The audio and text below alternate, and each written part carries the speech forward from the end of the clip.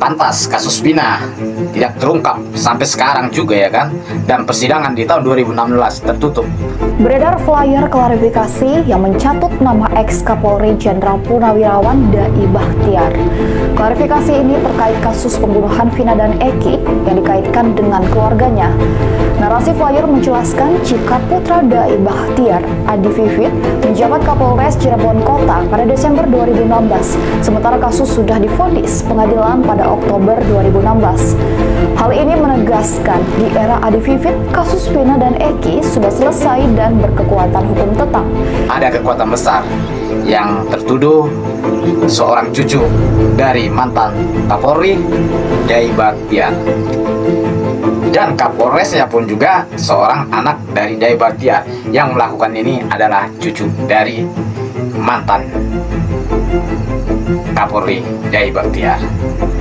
Pantas persidangannya tertutup dan tidak terbuka. Ini yang menjadi pertanyaan netizen. Dari semua yang dituduh oleh para netizen, dari cucu mantan Kapolri, dari anak mantan bupati, dan begitu Peggy Perong yang berlubang itu kupingnya cuma hanya mengklarifikasi, ya kan? Tapi nyatanya tidak ada yang diselidiki betul-betul, ya kan? Tidak berani menyelidiki ini, ya kan? Ini memang faktanya, ya kan? Faktanya mereka tidak berani, ya kan? Dari klarifikasi dari anak mantan bupati ini juga, ya kan? Ini anak mantan bupati, bukan tidak anak mantan bupati, ya?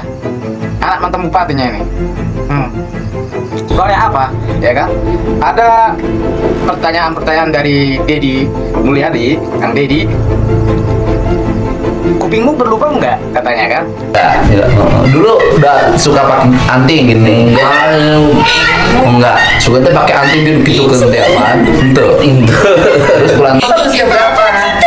Bisa motor itu karena dari kecil nggak di sini naik motor, nggak boleh naik. Sampai sekarang? Sampai sekarang Udah bisa motor? nggak bisa. Nggak bisa ya? Minta motor aja harus katanya yang ngerayu mama katanya. Mbak bantuin dong ngerayu mama besok. Iya.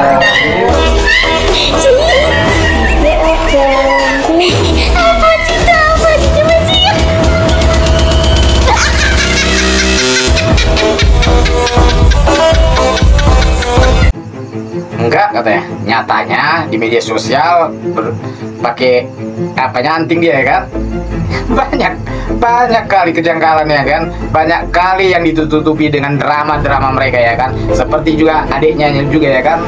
Anak mantan bupati ini, kan? Tidak tahu naik motor, taunya naik motor, tahu dia naik motor, ya kan? Pas diwawancari Kang Dedi, ya kan? Banyak drama-drama mereka.